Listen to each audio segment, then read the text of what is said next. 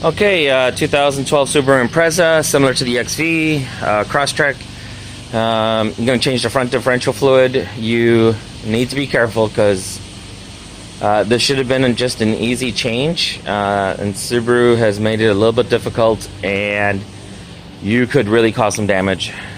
So I've had to do a little more research than normal, and I'm glad I did. But anyway, let's get started. First, I leveled the car, so you should be able to level it. Here's my setup. I have jack stands and a hydraulic jack on this side, same on this side. Alright, so that levels it out. Now, normally, you should be able to get to the differential fluid. I know on my 2005 Legacy, I was able to get to it from here, but there's no place to do it. But actually, there is. Right above the transaxle, there is an 8mm hex bolt, and that's where you fill it in. So here's my 8mm hex. Where is it? In and out of focus. And like always, I'm sure it'll come into focus. But anyway, there, you can see it. 8. Okay, now I took the front wheel off because it makes it easier to get to. So there's a transaxle. Let me zoom in. And let me try to turn on some light. Okay, there. It's focusing on this. Let me get in front of that, I guess. And sorry for the movement. And I'm really close, so I can't recognize anything. Where am I at? Where's the train? There. Okay. So, right above there. So, let me zoom out because that's really too far in. Okay, there it is. So, that's where the transaxle is going. And you see that right up there? Let's put that 8mm right on it. That is not going in. So let me make sure. Oh, there it goes. Yeah. I was getting kind of worried there. That's that 8mm. All right. Now, the reason it is 8mm is because at the bottom there's a check. This is where you fill it in, but normally you fill it all the way up until it starts spilling. That's not where it spills. That's where you fill it in. Let's go down to the bottom to show you where it you check it. Okay. Now, when I saw this, I don't know the YouTube. Someone they were explaining this very well, and I'll put a link to it. They kept saying the passenger side and the driver side, and really confused the heck out of a lot of people because it was filmed in Australia, and you know, they in Australia, I guess the steering wheel is on the right side. So here in the United States, the steering wheel is on the left side. So it depends where you're at. So they kept saying the passenger side or the driver's side, and said, so be careful because if you fill it up from the passenger side, you will mess up basically a transaxle. And I was like really confused until that dawned on me. So just be careful. I'm not going to try to say passenger or driver side like I normally do because, well, that'll get confusing.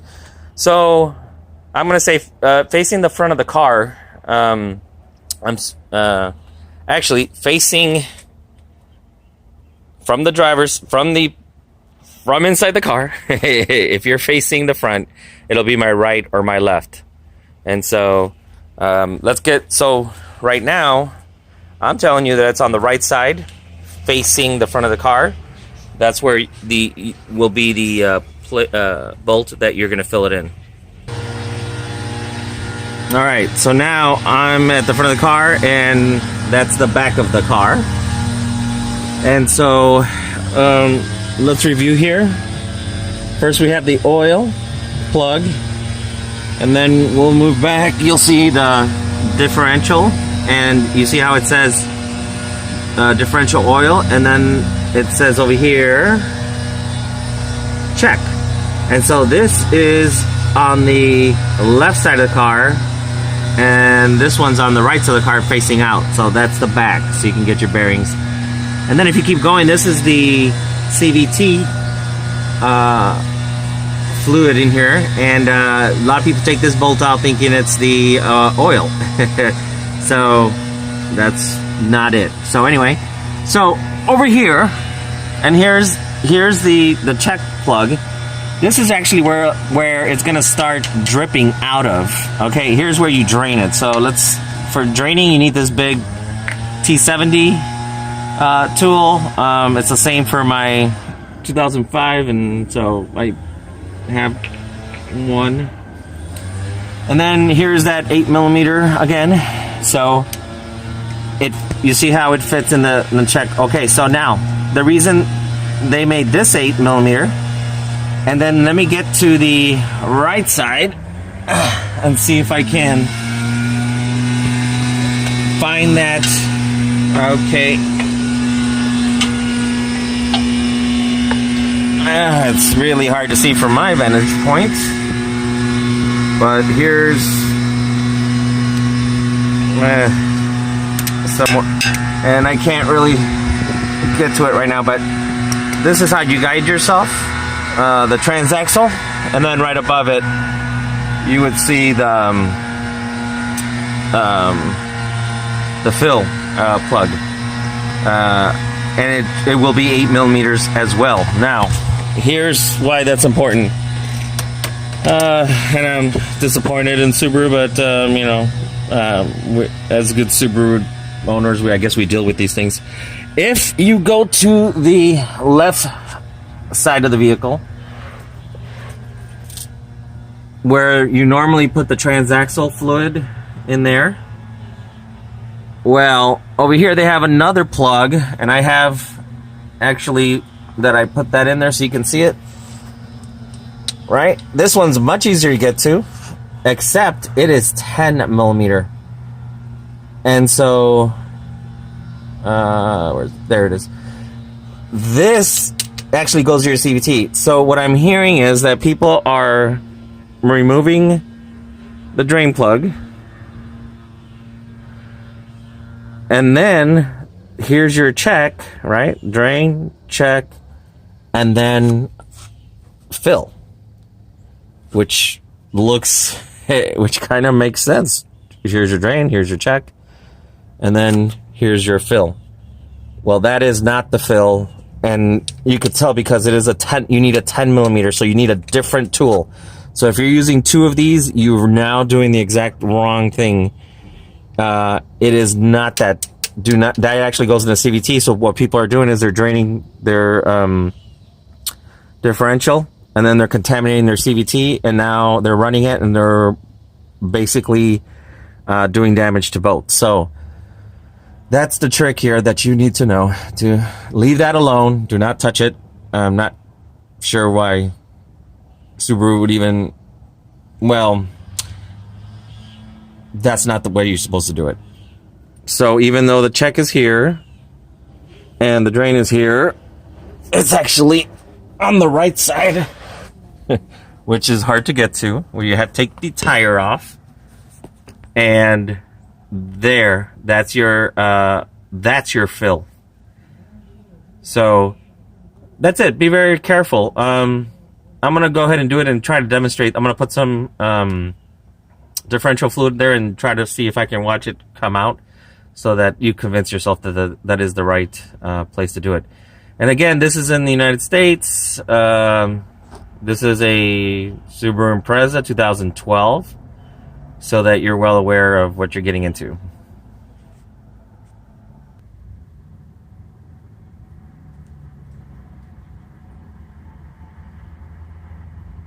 All right. The moment of truth. There's a couple of moments. I put this here where normally the dipstick would be, and then you could see where I have it going in, and there's nothing dripping right now. So here's what I'm gonna do. I'm gonna make sure. Okay, so nothing is dripping, right? All right, so I'm gonna pour a little bit of the gear oil. And let's go to the bottom and see if it comes out. Because if it does, then you know you're in the right space. So I see it going in. Let's wait a couple of seconds, and there you go. It started dripping. So I'm convinced that what I put up there is coming out from there. So it makes sense. On the earlier generation, there was a dipstick there, and you could actually feel the gear oil there. Not a dipstick, but you know, just a gear oil entrance. So anyway,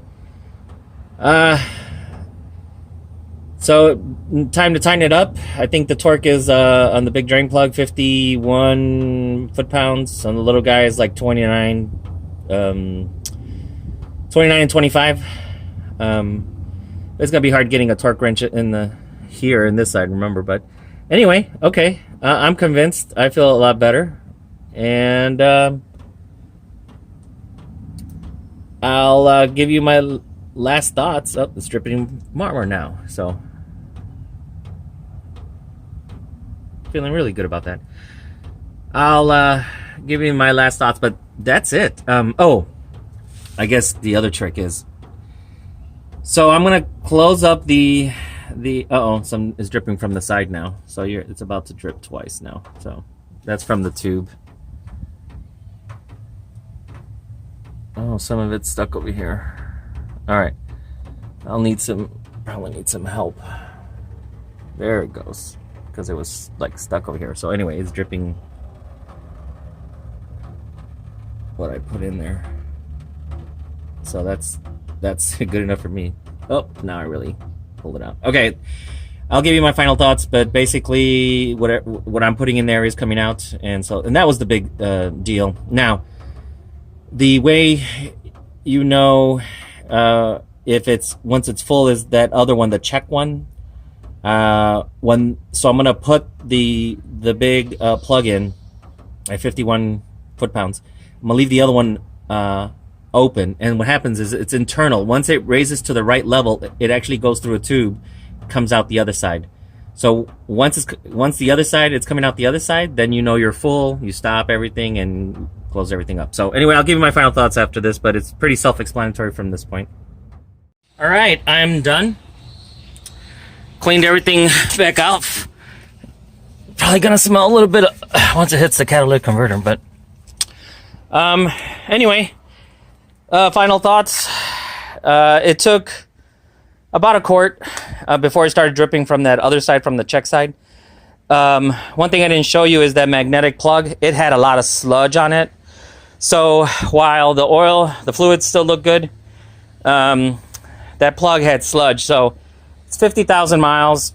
Change the differential fluid. It's not hard once you know what you're doing, if you have the right tools and you understand it. So I would say all you need is 1 or 2 bottles of the 75W90.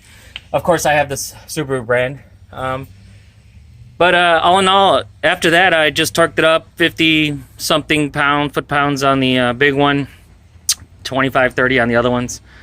I'm sure I'll put in the comments the exact torque, but all in all, it was not too hard once you understand it. But if you don't do it correctly, you will mess up the CVT and the differential, possibly cause major damage. So, but there it is. Go ahead and please subscribe. I always need subscribers, but you can also ask me questions, and like always, I'll answer your questions because I know a lot of you help me out, and I don't mind helping you out. So anyway, that was the front differential fluid. Next, we'll do the back on another video.